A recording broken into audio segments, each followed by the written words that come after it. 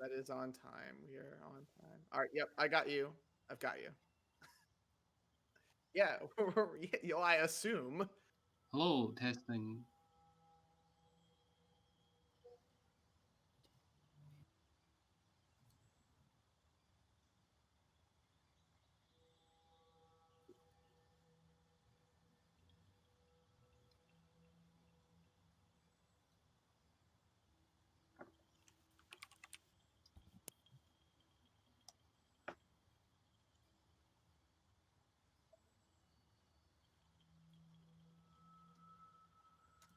I am David. I'm a PhD student here at UWM in the English department. I am Matthew Carricker. I'm a PhD student at UWM in the anthropology department. I am Ren. I am a MA student in the English department, and I just changed our notification that got sent to everyone to help us pick some noses.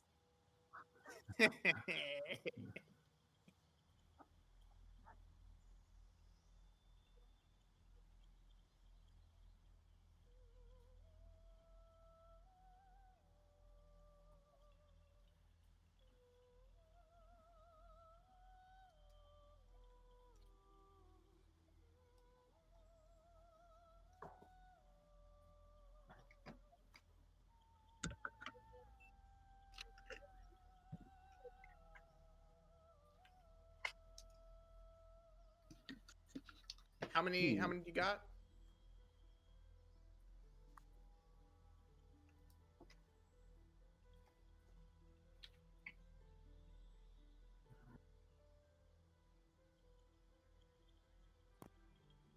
I just rolled a d4 and I got a 3. So whatever you want to assign to that arbitrary number unit. Morgan, you are not coming through on the.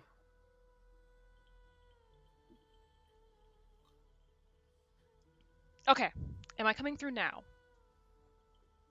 Hello. Yes. Okay, so let me start this back over. So that's my mistake, my bad. So we are doing some character creators today. We're just gonna throw things at the wall, talk about some character creators and which ones are good, which one's bad, what makes a good character creator, and what people use character creators for, and all that jazz. I'm Morgan Forbush, because you probably didn't hear me in the intro. I am a cultural anthropology master student at UWM. And I'm just gonna say we're gonna start with Final Fantasy, because that's what I like. Although we're listening to the sweet music of Baldur's Gate right now. I mean, which one's better, right? Final Fantasy music is also real good in the character creator. So here's one of my dudes, but we're gonna make a new character. We will be watching chat. Hello, Polar Atom. Oh, that's me. That's you? Actually. Okay. Good. How dare you? Good that I know. Good to know everyone's name. And chat does seem like it's a little small, so let me get it. Oh. David, can I trust you to do our moderation for the day? In case he does stupid things. Okay, cool. Don't do stupid things. Don't do stupid things. That's our rule. We trust you. Okay. So, Final Fantasy. So, Final Fantasy XIV, for a small introduction to it, is the second of Square Enix's online MMORPG Final Fantasy games. The first one being Final Fantasy XI. This one being released 2013-ish? You need to keep that train going. And so we're going to just kind of start. I think the Final Fantasy character selection is not fantastic. There's not a lot of customization, but there's variety in the non-customization. Let's go to a prettier place. That's not a prettier place. That's a prettier place. Okay. Oh, you don't like the void of nothingness? The void of nothing? No, I don't. Okay. So, what do you guys? So we got several races. We got human. We got elf. We got short. We got Eric. Hello. I'm eating, so I like the little elf. Not the little, or is that elf the short little guy? Yeah, the short little guy is small. Lalafell. We have a cat boy, we have the big race, we have dragon race, we have lion, and then we have bunny. So, as I recall, the races don't have a lot of impact on your gameplay. Not that it matters for us today, No. except for Lalafell. If you're a Lalafell tank, screw you. How do I hit that? How do I heal that? It's tiny. And you're talking to someone who's currently a Lalafell and tanks. Okay, so do you guys? So there's a lot of I don't want to say like anthropomorph because that sounds like a furry, but there's anthropomorphized. Like a bunny girl has bunny ears. Auras have like dragon, and like Makotes have cat ears, but they're mostly human. And so yeah, so we can be male and female for everything except Hrothgar and Vieira. So it's that binary choice. So I heard David likes the small, likes the Lalafell. I say we choose whatever, like, because you said that you don't really like the character creation tool, so I would say Okay. whatever is like the best for like seeing what it offers and what Okay. maybe some of the drawbacks are. We should choose that option. Okay, that's a good idea because Lalafells are Here, I will click a Lalafell and show you. So each race has like its own specific way of customization. So like Lalafells, you can make them tall, or you can make them very short, but you can't really do anything else with them besides like the facial customization. Whereas, let me get to. Only a 4-inch difference between the tallest and the shortest. I mean, okay, let me get. Look, I mean, not to interrupt, but as we all know, I only judge character creators by how well I can replicate the image of Ryan House in them. So can I make a Ryan House Lalafell? Can I give a Lalafell a beard? It depends. Let me get the facial features. By the way, for Not people really. who don't have context like Matthew, I made a Ryan House avatar for our episode on Code Vein, and it was cursed as hell. We have we have a great mustache and beard combo going on here for this Ooh, Lalafell. dapper. But so with Lalafells, you have some facial features. Like each race has its different type of customization. I think the older races, so like Huar, Elzen, Makote, and Rogadin, have the most customization when it comes to like the minute things. But like and Hrothgar and Vieira have like no customization. You can definitely tell what things were prioritized for each race, and each race has different like things that you could do with them, so that's cool. But like I said, it's very like kind of limited in what you can do. Let's attempt to make Ryan House, because that's our goal here apparently, is to make Ryan House. Ryan House should be flattered. It's not a So you're saying about race there, the different races, there's various degrees of detail that go into the different yeah. parts of them. So if you're playing like one of those little fellas, that's more like a tokenistic thing than any Yeah. sort of like how much of an individual can you make out of that? It's for Lalafells, it's very tokenistic, I would say. Like most Lalafells, no offense to Lalafell mains, look the same. And in like that's something to be said for like an MMO is when I'm picking out a character, I want it to look at least somewhat unique to myself. So having like I'm playing a Lalafell right now because I think they're cute, but I'll eventually go back to my Vieira or my human facsimile because I think they're more unique to me, sort of thing. Because all Lalafells kind of look the same, but yeah, they're kind of tokenistic. But isn't there kind of a... Sorry, I got food in my throat. Isn't there kind of a contrast there between the construction of the game as a game and the construction as a game as a place for the user to represent themselves in a social place? Because what is the probably the actual way that you could would distinguish Lalafells from one another is by their clothing, right? Which That's you true. pay for or you earn, right? Through the systems of the game. That's true. And so they have a vested interest in not making you look too unique at the outset because they want you to engage with the systems and look unique by merit to some degree, because that keeps you hooked, that keeps you coming back a little bit more. I And think that- I think that's a good thing. Go ahead, David. Sorry. I was gonna say, and that's really popular with free to play games too, Mm-hmm. right? Like Gotcha. you're what? Are we playing a game of gotcha? Sorry, I'm playing a game of gotcha. I thought it was. For a half a second, I thought it was Ren talking, and I just say the word gotcha to Ren. When Oh. Eric, keep going. Eric. New shoes? But I was gonna say, right, like that. The new that's video part came out of like 5 minutes ago. that's partly why new skins and things are so coveted, Yes. in free to play games. Mm-hmm. And here you kind of are able to create a character. I picked the human version. They spell it weird. I don't know how to pronounce it, so I'm not going to pronounce it because people always make fun of how I pronounce things. So we're just going to call them humans. And we have Midlanders and Highlanders. So each race has a different like whatever you call it, clan, and each clan is different within them. So that's kind of cool and unique. We're going to go Highlander because I think they offer some of the most. Highlanders, Midlanders. Also, just because I like Highlanders. But yeah, and I think there is something to be said about like making them look somewhat the same, and then incentivizing getting gear and things to make them look a certain way. And in Final Fantasy, especially, Final Fantasy 14 is a subscription-based model with monetization on the side, so you can buy optional glam items to dress your characters up in certain and specific ways. So maybe that's a goal. I also think there's something to be said about there's a lot of facial customization. We'll actually get into the customization. Milk that money cow. Yeah. So do we want to make her tall or short? It's up to you guys. I'm curious Tall. about the inch difference between the So tallest and tall shortest. is 73.8 inches, and short is 68.2 inches.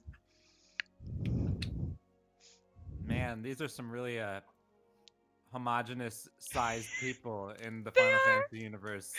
I think the ones that have the most difference is the Rogadins, which are like the giant class, because they can go from like 73 inches to like 85 inches. So you can make them tower over everyone or just tower over most people.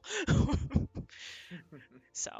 I mean, that kind of keeps with what I assume their kind of inspiration for that was, which is the Goliath in D&D. They're very Goliath-like, but chunky. Yeah. They to me, a lot of Rogadins have fish face, where they look like the fish. There's a problem with making Rogadins, in my opinion. Some of them like kind of get fish-faced. But anyway, do you guys want to go tall or short? Tall. Tall? Okay.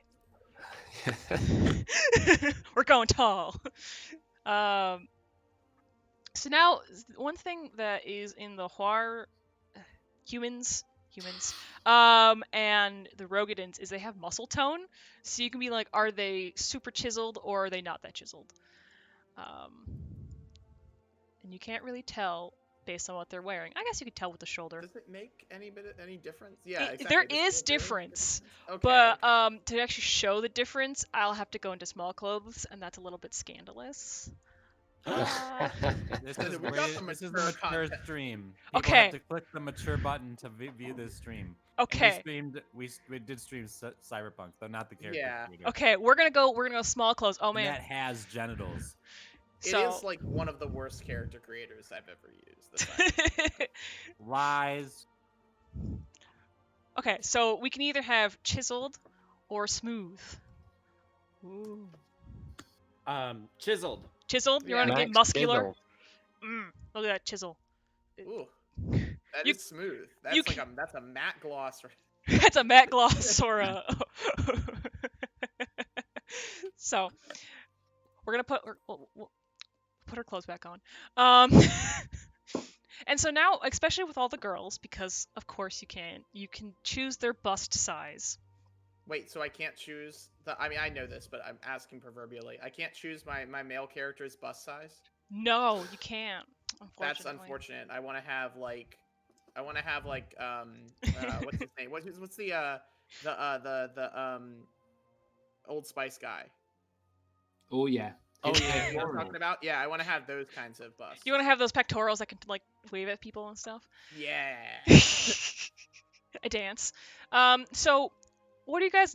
So this is pretty much, and then once skin color is up, that's pretty much all the body customization we have. So your last piece of customization is bust size.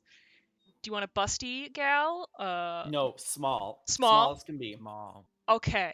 I always pick small when Now I have you the can choice tell. because I want to be like, look, I don't care about this. Look, I made them small. So you could have.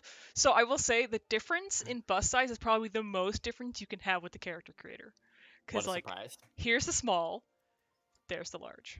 I'll let the stream catch up and you can watch that. Are we in low latency or in high latency mode? Check. I do I not think we're know. low. There is a greater difference Or in low bust sizes than height. Yeah, and that kind of I think that speaks to the developers themselves. You, there's more details to be played with the breast sizes than some races. And even the bust size here is not like it's a big difference, but like it's a big upward difference. It's not a big Yeah, downward difference. it's not a big downward difference. You're correct. Yeah. This is a problem that I had going into the game because I like the body shape of the AFAB body more than I like the body shape of the AMAB body for the humans. But I wanted to get the chest like fully flat. You can't do that. No. It's not allowed. It's not allowed. I can't have A cups. Not allowed. Not allowed. Only B cups. It So- is interesting ahead. that I was just gonna say in terms of just like overall body shape too, it does really like accentuate the hourglass figure, Mhm. right? And it's there's not much other in terms of like beyond height. There's not much you can do for like overall body shape either, Yeah, right? It's definitely. always in that hourglass. And that's definitely something that you see in all of the races, no matter how like female Rogadins are very muscular and they're very thick. they're but they still have an hourglass figure, and the humans have hourglass figures. The only race that really doesn't have a extreme, I don't want to say extreme hourglass figure, but an accentuated The hourglass figure Lalafels. are the Lalafels, who are just potato shaped. They're just Yeah, it'd be creepy if they perpetual did. Lala. Well, the But thing is, how am I gonna know that it's a woman if it doesn't have, ginormous bust and But- an hourglass shape? Like, And how the would you tell? How could you tell?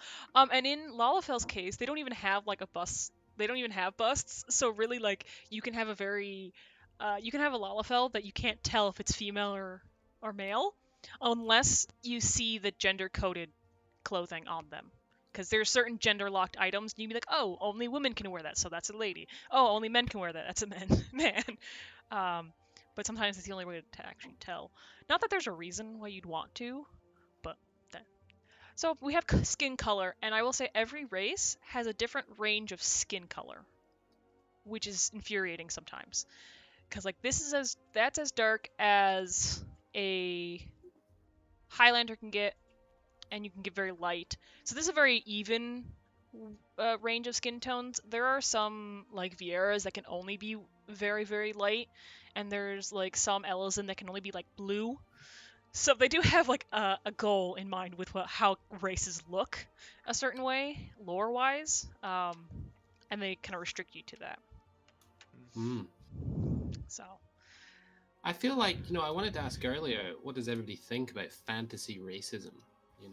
okay, Because it's sort of like a weird thing for me. Like, you see races is everywhere in fantasy literature and all of the media that's come since. And I don't know, just sort of an open question, like, because I've been thinking more, about it. I mean, maybe I only have humans really in the D&D games that I run.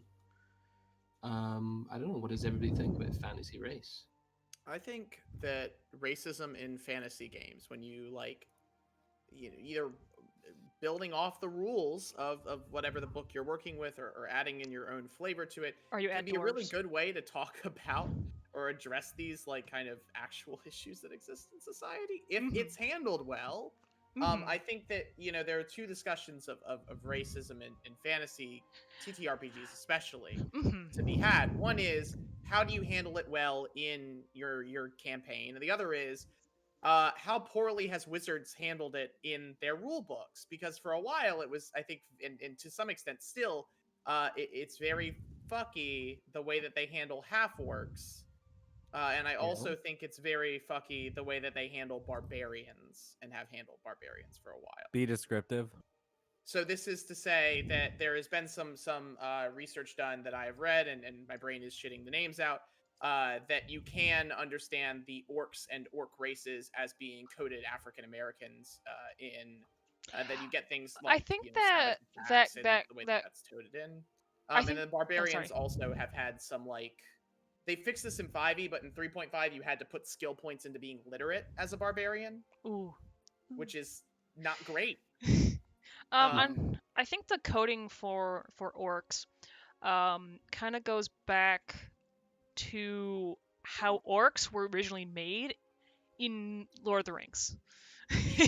In Lord of the Rings, the way that they were described were very much coded African American or quote unquote like archaic tribes sort of thing. So I feel like that's where it's also. I feel like there is racism in how they're coded, but I also feel like some of that coding comes from the origins of orcs in Lord of the Rings. Um, but yeah, Well, yeah, definitely. There's a tricky line to be had in the fantasy games, which I think that Ren you kind of started hinting at, and I want to kind of fish out a little bit more, which is the concept of a world with many different races coexisting is rife for narrative possibility, right? And interest and intrigue, right? It's like, you meet a Goliath and you have some inbuilt assumptions culturally about who they are, what that means, right? And that's really, I think, can be good from a game design perspective at the very least. But when it starts to become representational of the world outside of the game, right, as you noted with the orcs and um, individuals with darker skin, that becomes really like problematic, right? Like, because then it's like, well, what are you saying about this real world thing, right? Or a group of people, and kind of drawing, like, kind of like wandering those lines can be quite tricky, I think, for the developers of any fantasy game. Yeah, Sure. definitely. You almost want to give race a blank slate, like you say, and not have it coded. But I think who was it? Maybe it was Wizards of the Coast, maybe it was somebody else who had a race in terms of how they. I think it was Wizards of the Coast, and one of them was the traveler character in Curse of Strahd, right? I think they brought on some Romani cultural specialists, and they've been working on it because there was a thing that came out recently. But Because they were coded as gypsies in the original. Yeah, and the Ice Strahd books also kind of do that. Code them as gypsies. So do we want light skin tone, dark skin tone, gross green skin tone? Gross green. Look at this gross green. I'll let it come David's up here on to the play stream. Monster Factory. But like, it's really gross. It's a really gross green skin tone. I don't think it's a realistic skin tone. That's just me. But I think one of the things that I always do when I'm playing D&D with my players is like, I kind of like basically make it that race is like a real function of the world of the game as I understand it, as like a fantasy world. Like, I just don't see how you could avoid that. Like, and I think it would would homogenize the world too much to like just be like, but I always say that their characters are special, right? Like, you don't have to adhere to whatever like the cultural expectations of your particular races, though sometimes the NPCs will look at you like that.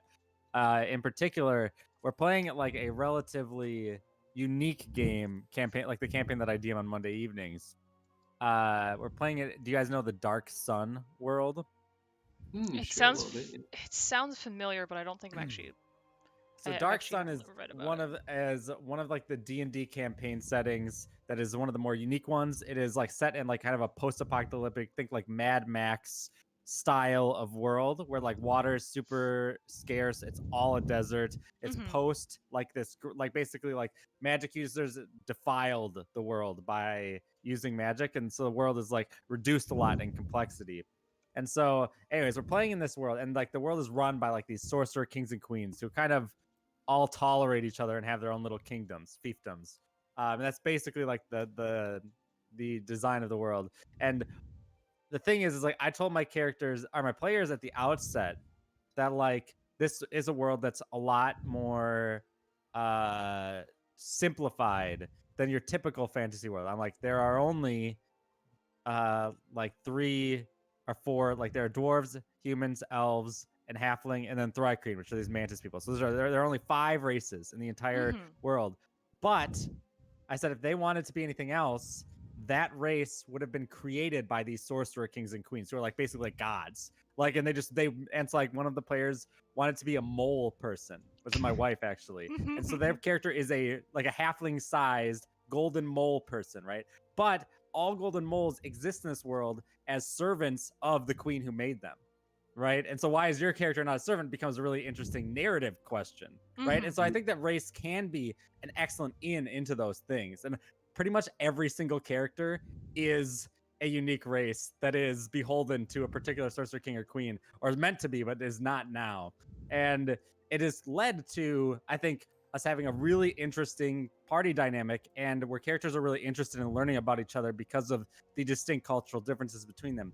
But as a DM, I have to really handle that with a lot of care, right? Because there's like that can easily become kind of a problematic thing. And so there's that tension, right, between trying to create a world that is reflective of our own, like where race is almost more synonymous with culture than you know what I mean. Like we wouldn't say that like an American and a Mexican like right are homogenous, right? Like we have different sets of beliefs, different ways of viewing the world. We're homogenous in a lot of ways, physically, biologically, but we have culturally a lot of significant differences. And so the interesting thing about the character creator, and I'll bring it all back to this. Sorry. Go for it. Is that the character creator nixes all of that. It's only the biological, in quotation marks, virtual, really, physical appearance that matters, right? There's like short descriptions of the Midlanders or the Highlanders or whatever, but I've never read or cared about those in character creation, really, right? In like a profound way. Instead, I'm just physically manipulating, molding out of clay some being I hope to represent me. And I think that it's that divorcing of the physical, of the encumbered, of the embodied individual from the cultured, right, unembodied one that is like, and like the weird way they're related, it just makes the character creator it's like a site for like really complex discussions of the social self. I don't know. Follow that up, somebody. Well, yeah, I mean, yeah, totally. The reason I brought up the race thing because I was thinking about how, is it an overhang? It's like when people say, if they invented alcohol today, would they let it be sold and consumed? And it's one of those things, like with fantasy race, I was thinking, you know, is it kept because, you know, it has its merits, or is it kept because it's an overhang of, you know, the literature of a different time, you know? Can I poke at that actually? Because I have an immediate visceral response. Visceral. Both. And I think both because we can sit here and talk about, you know, this idea of, okay, well, you know, you can leverage this, right? But even in places where it's not helpful or important, there are overhangs from older character creators they're there, they're present, you know? Take, for instance, like you were talking about, Eric, the short descriptions of the different races. Hardly anybody reads them, I'm sure. And they don't actually In really. D&D, I go read ahead. all of them. Yeah. You know? But the overhang is clear. They wanted to do this by and having 2 different kinds of characters per each race, right? That's a D&D thing, right? You have these archetypes that you can pick in your race, and it's you know, they have some effect in different cultural standings, and this is of course trying to gamify or make culture matter or physicality matter in a mechanical sense, right? But here it doesn't exist. So there's a constant tension between the two of acting on precedent because it's a body that we're inspired by, and acting on precedent because we want to do something with that precedent. Yeah. And I think with D&D, I was gonna make a point and then I totally forgot. I think that they keep the races because everyone wants, you know, everyone wants to have wings. You know, like a lot of people kind of be like, oh, what if what if I was a satyr? What if I was a satyr, or what if I was this or that? And I think it's very telling in like Final Fantasy is in the story of Final Fantasy, you interact with Lalafels and Aura and Elizin and all these different, different types of characters, but the races, there's never a racist in Final Fantasy 14. There's never someone that goes, "Oh, a Lalafell, like you're not allowed in here." There's no racism in Final Fantasy 14 except culturally. So if you're a Garlean and if like you're a Garlean and you go into Eorzea, people get mad. But that's culture. That's not race. And Garleans have a specific look, but overall, most of them are. There's also all the different types of races that you can pick from in Garlia. So it's like it's not. There's no actual racism. It's just like species in Final Fantasy 14, and I think that's kind of like a holdover where they want to have. They just they really just separated it from its context. They're just like, well, we're just going to have cool looking characters and you can pick whatever you want. There's some exceptions. There's a country of Elizins and like clans of Aura, but really that they don't really care if you're a non-Elizin walking in there. They care if you're not from the country. They really separate the racial features from the cultural features. Whereas like in like D&D, a lot of the holdover, there's still a lot of holdover from older editions. Like I'm a Tabaxi in one of my campaigns, and someone was like, "Oh, you're a Khajiit." I'm like, "No, I'm a Tabaxi. Tabaxis came before Khajiits. It's different." Like it's one of those things where I was just like, "No, Tabaxis have been in D&D for a long time, and they're in the current edition of D&D because they were in a previous edition of D&D." But I think it's a little bit telling that they've in D&D, a lot of the introduced races are no longer like clans from distant lands that can come into your D&D campaign. They're from different planes.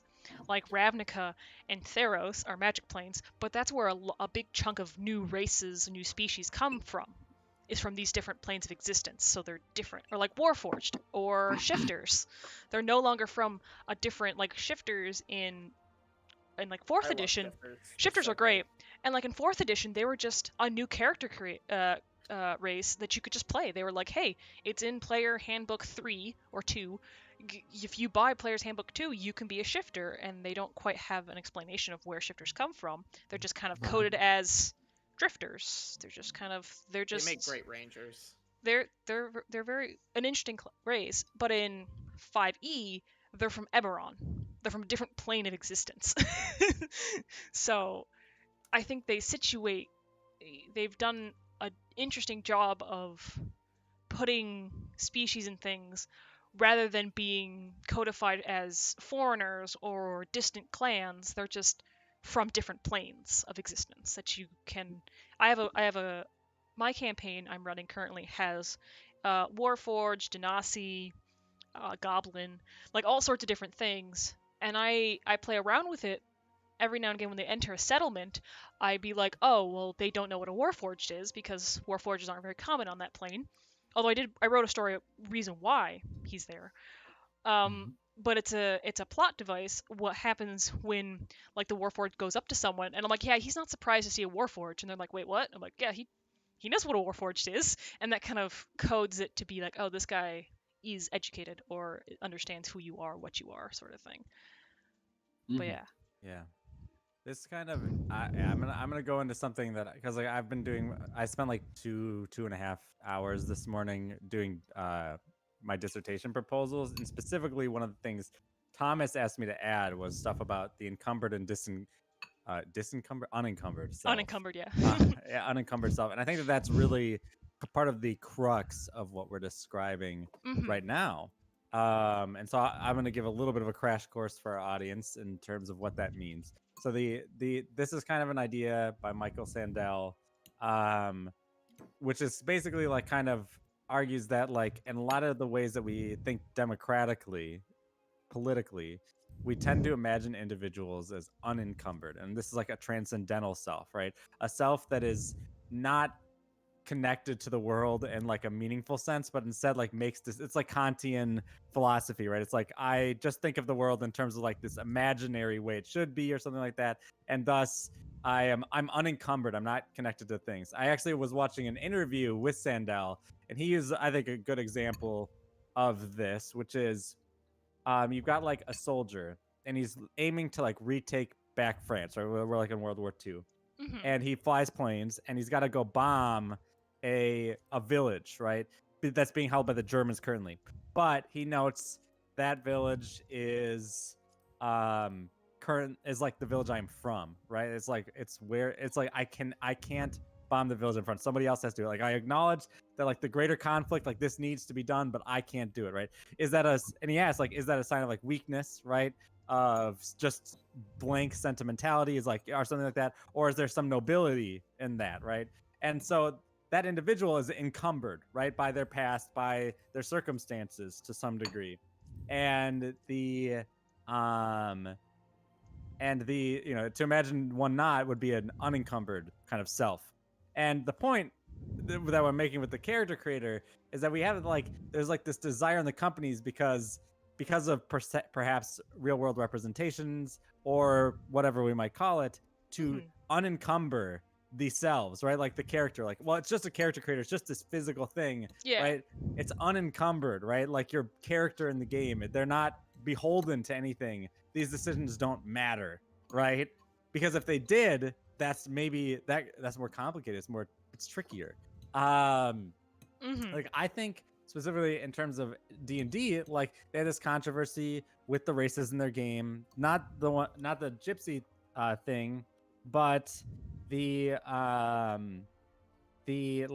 kobold and the orc in I think Xanathar's Guide to Everything or in the Volo's Guide to Monsters both had negative modifiers to some of their attributes, right? I think the kobold got a -2 to strength and the orc got a -2 to intelligence. And they're the only races that have negatives in D&D. Yes. 5e specifically. And they're the only ones that have a negative. Now, to some degree, from a game design perspective, I think that's bad game design. I'll just be honest. Like it's not very inspired game design because it's boring, right?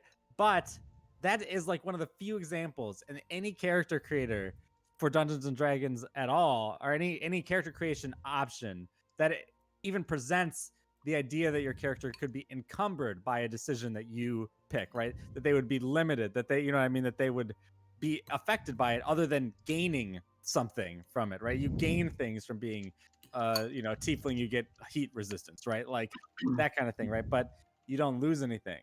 And I think that's an interesting idea of what it means to make a character, right? It's all boon, no bane. And I just think that it actually limits the way we kind of understand the world a little bit. And I think part of that is rooted in, I think, a very liberal idea of the self and the individual, which is rooted in, I think, a lot of Western traditions, which is that, that we are purely thinking rational beings, right? And that we want to get away from our encumbered selves, our bodies, our histories, our things like that, and imagine people who make decisions without those. But in reality, I mean, I think the rise of Trump very much shows that we are encumbered. All boon, all bane. All boon, all bane. Okay, so I think I'm done with my lady. I kind of was doing it while Eric was talking. You're good. But No, you can good tell. point. Right. Yeah, it was a very good point. Very good discussion. And I think it is true that a lot of character creators separate the encumberdness, especially like in D&D, they introduce like backgrounds, but they're not. There's some racial backgrounds or racial feats. There's racial feats. I don't think there's racial backgrounds. And so they did that encumberdness is not present until. So this is the character creator, and you can tell that there's not a lot of options. There's I made face paint, no? There's face paint, and to be honest, I put a lot of like I pick this specific face paint all the time because I think it's like a cool like war face paint. Like, oh, maybe the my family that I come from paints my face this way. Like I give a story to it. But there's other ones you can have like things, but they're all the same for all the races. So you see people with colors on their face all the time the same way. You can give them freckles, which you can't really see. Make them dark. There's the freckles. That kind of stuff. And you can change your voice, which I think is useful in some ways. You never talk in the game. Full disclosure, you never talk in the game. But you also you make laughing noises and such. So with this unencumbered self, Yes. would you say that the unencumbered self is an uncritical self? And maybe, it may exist in some mediums because an unencumbered self doesn't have to come with a criticism of justice in the world, but can be swallowed up into abstract, maybe universal world-saving narratives. It does seem a little, just jumping off that, like the unencumbered self, and I might be interpreting this wrong, but the way it sounds is like this idea that somehow ourselves aren't articulated historically, socially, like somehow the essence of a person exists beyond those things, right? That makes an interesting aspect of these character creations then, because it does allow for you to create something that is not articulated in a historical setting, and some of the things that Eric talked about, right, where it's like if the character you want to create has a negative to knowledge, that has there has to be some kind of moral, social, political, or whatever understanding that character has that subtraction for a reason, which then is maybe it's the popular imagination of what a dwarf is, right? That influences that character trait. So that then takes you out of just this unencumbered, asocial, ahistorical being and puts it within the popular imagination, and that puts some of those boundaries between the game world and the other worlds, our real world, as less distinct. Anyway. Well, and I think as we're talking about this, right? I am physically incapable of coming to a character creator unencumbered, right? Yeah. There are, and yeah, a lot of us are. Yeah, I mean, well, there are some people in the world who can claim that they can come into a character creator unencumbered, right? Exactly. But that seems to me to be a matter of the same thing as saying that you are, how should I say, apolitical. Exactly. It's the same sense of privilege, right? I can't come to my qualms with this character creator were since the moment I started it was very hard to make myself androgynous. And if I can't do that, then I don't really like the character creator, because I want to imagine myself embodied in some meaningful way, because it's not something that I have in Cool World. And I think and I totally. Oh, sorry. Go ahead. Keep going. I was just gonna say, and I think that's a very I don't think that's an uncommon experience, but I do think it's an experience that you don't have to worry about so much if you're coming to a game, as whatever the dominant cultural image of whatever you are is. Yeah, and I think represent. Well, I should actually just be frank about what I'm saying, which is to say, if you're a cis white male and you come to a game, you're coming with an element of privilege, even if you don't think you are, in being embodied. I think I think that's true. I think representation, or being able to make a character that you identify with, is important for character creators. It's kind of the whole point, is to make a character that you like. Make a character that you like or find funny or something, and then be able to play as that character. Because for Final Fantasy, you get a free ability to change your character, but you can also pay a $10 every time you want to change your character, which I do. Make it fully random, no random. I don't think you can randomize this character generation. Let me see. Let me see if you can randomize.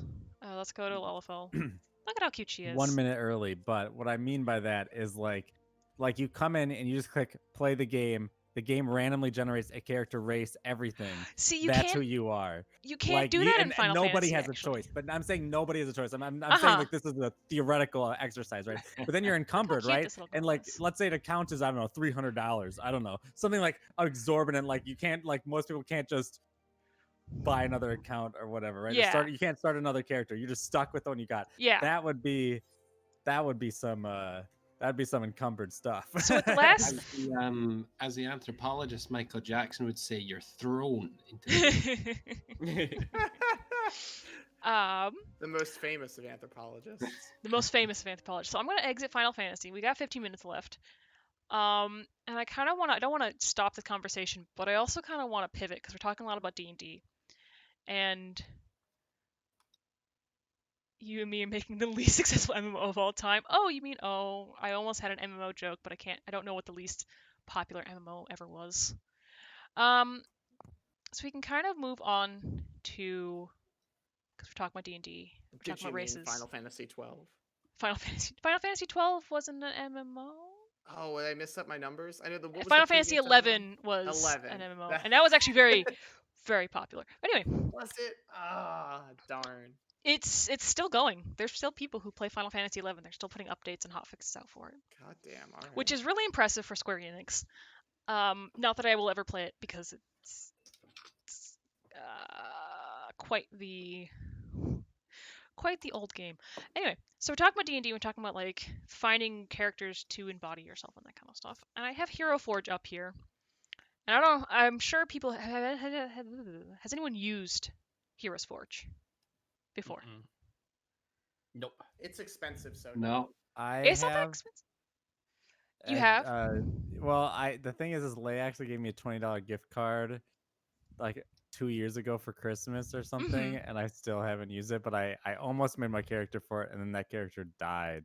That was Oh. Joy. Oh, Joy! I would gladly give you a Joy just to commemorate her, because honestly, like of all the characters that I have played alongside of, I think honestly the centaurs have been my favorite. Like Joy has been really great, was really great, and then my friend Josh had a fantastic centaur with a Scottish accent that my Minotaur got along with very well. I'm glad to be able to help. Centaurs are great. So Hero Forge, I don't use Hero Forge to actually buy miniatures because yes, they're kind of expensive. I use Hero Forge to just think of how my character looks because I have a really hard time struggling with that and being like, well, I want to look a very specific way. Can I? Let's look at my heroes. I have several heroes that I've made. Like I have a cat and her hawk because I think that's cool. I don't think the pixie works anymore, but I made an elephant folk. That's kind of what my Loxodon looked like. I made like a blind ranger because I thought that was interesting. I've made a dwarf bard, a turtle barbarian, because reasons. It doesn't I mean, look. turtles are worth. Turtles are very nice. So Hero Forge gives you a lot of options to make your character. Just figure out what your character looks like. It's a miniature maker, but I've made character tokens based on it because it's just a really good thing to help you visualize things. So, but yeah, it is mostly for D&D, so it has all the D&D things, and you can also make cyborgs, which is just tacked on. Tacked on in the end, you can make cyborgs. So what's the price of a miniature from this thing?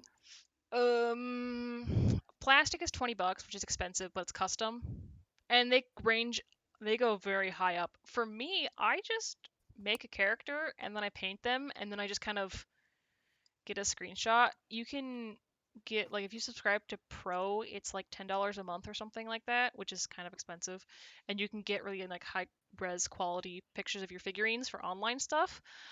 Or you Okay. can buy the. This is turning into an advertisement. But you can turn into the 3D printer model of it. Like they'll give you a 3D model that you can 3D print yourself, and I think that might be 10 to 20. So there's options. But what I use it for is I just want to be like I want to be a dwarf because I like dwarves. Dwarf dude because there's no dwarf ladies because they all have beards. That's how my dwarves are. And you can pick a lot of different faces and softness and things. Oh, frog face. Guys, we can have a frog face. Oh my god. I'm so excited. I'm getting really distracted by Hero Forge. But yeah, so for me, it's a great. For the DMs out there, I don't know if. Because I use it to visualize characters because I can't draw worth anything. So it's really helpful for me to make a character on Hero Forge or even on like Final Fantasy or Baldur's Gate, which is up, but we didn't get to it. And kind of create a character that I can see myself playing as, and like being able to describe to characters so they can visualize it better, and then I can play as that character. Because if I I've can't, never thought of a lizard as having a beard before. right? He's also got like weird dwarf ears. I just saw they had a frog head and had to click on it. But yeah, there's a lot of different. I think it's a good for me, it's a good tool as a player to be able to be like, this is what my character looks like. Even if I don't use it, being able to play around all of the things available, like to change all your characters and like change pose and what they're holding and all that kind of stuff is free. So you just like go like, well, I think they wear like a gladiator outfit or they have different outfits and you can change, what they're wearing on their head if they have like a flower wreath and all this kind of stuff to understand and be able to better play a character. Because if I know my character has, like the Tabaxi character I'm playing is a hunter, and she killed a giant owl, and she has giant owl feathers hanging from her waist, which I can visualize that and be like, well, she has giant owl feathers just hanging out by herself on her side, and they catch on things, and they move. They're very awkward to move through a marketplace because you're trying to protect feathers that aren't their feathers. So I feel like it's a way to better embody and better play your character if you have an understanding of what your character is wearing or what it looks like. But I don't know. I mean, I think that to some extent depends on the DM, right? Mhm. Like, or the player. Like, I've been writing character sheets for a really long time. I Mhm. have my own, like, I have my own, like, Hirohiko Araki style, bracketed out, over specific way of writing out character backgrounds. Mhm. And I want that white space there. I want somebody else to fill in the blanks of what my character looks like. So Okay. unless I love a character very, very, very, very, very much, I won't get them drawn. And when I do get them drawn, I usually will give a slightly different description to different artists that I ask to draw them. So I don't have one look. I have like 4 or 5 different looks of that character. Okay. For me, the variability is very important to, in terms of how it mediates perception. Uh, but I can understand for people who want that really specific feel going to something like this, because this is like, I will admit there the modeling is really good. It really does has that plastic sheen. The hairstyles going through them on my own right now are like very good at looking plastic. Mhm. I like that. So yeah, and I think for me it really depends. It doesn't depend because I like to know what my characters look like, so I can. Because if I have like a really verbose dwarf who's a paladin, he's wearing plate armor, and he's a little dwarf, so he's going to be very loud and very clinky because he's wearing plate armor. So there's an aspect of play that I can incorporate into that character that I know now, considering what he's he's wearing. Whereas if I'm a rogue and I have like I have a hood and all that kind of stuff, I can really like show that and demonstrate it. Um, but yeah, I know that no. Totally. But yeah. And can you save your designs without buying them immediately? Yes. Well, there's an asterisk on save. Let me hit save, and I guess it's saved. Oh. Now if I go to heroes, there it is. It did not save the one thing that I made that it didn't save because I didn't hit the save button. So yeah, if you have an account, like you make an account for free, and then you can save your heroes, and then you can just go back to them whenever you want. Yeah, I think that the way that I would kind of describe this is like, um, I think pretty much anyone who's played D&D for a significant period of time has like their way of like getting into their character. And it seems like this is one of your ways of getting into it, right? Imagining your character, fleshing them out, getting like into that mindset, right? Because you're role playing, right? You're acting to some Yeah. degree. And for me, I put an accent on all my characters, right? Or some sort of verbal tick, right? Or something that will make it so that when I'm embodying them a little more, right? Like I'm thinking like them because I'm talking like them, in some degree. And that's not for everyone, right? Other people like Ren, right, has his not procedural, is a structural character design background. However, I don't know exactly how you described it, but like like that's how you understand the character and allows you to get into them, right? And I think that's like the way that you do that. I think is really important, and that's the point of the character creator in any instance to some degree, right? Is to become that embodiment of the thing. Yeah, and I definitely think that that's kind of because I'm very visually deficient in my brain. Like I have a very poor imagination. I don't think it's like a one of the things where it's like, oh, you can't imagine anything, but I can't like bring up facial structures. So to me, if I go like, oh, I'm playing, I have to think of a name, but I'm just gonna go with the name of my paladin, like Thoradin. Like I can't not I can't be like I can't recall what my character looks like because I just can't remember a face really well. So it's like for me getting into a character and like kind of getting like feeling out how it plays, I need that like visual understanding of, yeah, this is what the character looks like, and they're big chested, so they're kind of got a barrel, they got a very barely big voice sort of thing because they have a big chest and that kind of stuff. So yeah, and I definitely think it's I agree with you. Yeah, Roundabout and way of saying I agree with you. that's interesting too. I think like, we don't there's not I don't know how to put into words like how different imaginations work, but like Mhm. one of the differences is that like and not using this is I am incredibly like visually I guess I'm able to imagine things very effectively visually. And like so like I will build whole spaces in my head that I can kind of navigate, right?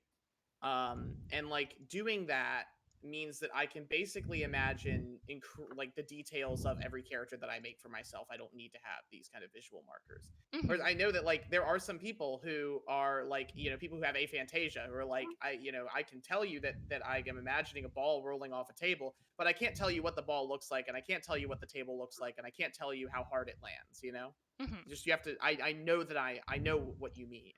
I just am not thinking of it in that particular way. So suffice to say, uh, yeah, I mean, it's not so much not something I need so much as it is just not how I experience the world, Mm. or I guess imagine experiencing the Mhm. world, right? Yeah. It's interesting, encumbrance, or the way in which, through character generation, I would say I try to get players to move towards absolute encumbrance by the end of the character process. You start with an idea of what you want, but by the end of it, you hate the idea because he has a reason to go to work. He has maybe a spouse that's nagging him. He has debts to pay, and all of these constraints, become the things that make the character. You know, Max over encumbered, you could say. Mhm. Yeah. And I think that's a and coming to like something like D&D or something with a character, because I have an issue if I make characters that don't have an arc in mind. Mhm. But I recently, when I made a character for my dad's recent campaign where we turn into gods, because it's just what's gonna happen. It's a sci-fi setting where we turn into Yeah. gods and things happen. I Mhm. made my character have this hindrance called bloodthirsty, where he kills everyone because that's what I decided he was going to do because he's a Murder hitman. hobo. He's a murder hobo, but he's also the god of justice now. So he has this huge hindrance to overcome, being like, well, they didn't do anything wrong, but they saw us, so they have to die. But also, like, they didn't do anything wrong, so I shouldn't kill them. And now I'm very confused. Like, I kind of built in this really strange like character arc for him because I just thought it would be the funnest thing to do. And like his whole like character, like what it looks like is like he's like covered in chains and he's like a demon sort of thing because that's just what made him. But Mm. like the chains is the main part of his godly form because he just was what it is. And I thought it was a good way of, showing that encumbrance sort of thing. I don't think my Um, dad's other players got it, but I got it, so that's important. I think that with these there's a lot of visual elements in the character creation. Mhm. Whereas there's also this sort of other element we've been talking about where the because of virtue of where they're from, who they are, characters are shaped by their circumstances like that. Mhm. And it was funny, the other day I was playing a duet with a friend, and the moment that his character came to life, he was playing a urban detective, was two like moments of external pressure or encumbrance. The first one was that I introduced that he was mid 40s and going through a divorce, and his wife Diane had thrown him out of the house. Okay. And so he was staying with a herbalist friend who lives in a riverboat. But that herbalist friend, I started a session by saying he was going down the coast to collect samples next week, so you'll have to find somewhere else to live, you know. Mhm. And it was that moment of those encumbrances. I hope is it's an appropriate use of the term, bringing those encumbrances in, which he felt the impression of the character, I guess, Mhm. as a role to inhabit. But maybe it's just because yeah, yeah. Foreground. Dave is appreciating my art. Um, but yeah, definitely. I've never actually played duets. It's one of actually no, I guess that's a lie. I've played like mini vignettes with someone who wanted to roleplay something that their character was doing separate of the group. But yeah, it's definitely a different feel sort of thing. But It's a different feel. yeah. Mhm.